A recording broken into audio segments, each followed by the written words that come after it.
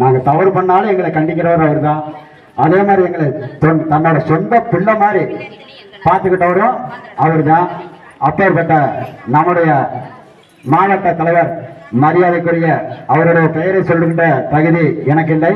மாவட்ட தலைவர் அவர்களுக்கு உங்களின் சார்பாகவும் இங்கே வருகை புரிந்துள்ள பக்தவர்கள் மன்ற நிர்வாகிகளின் சார்பாகவும் வருக வருக வருக என அன்போடு வரவேற்கின்றேன்.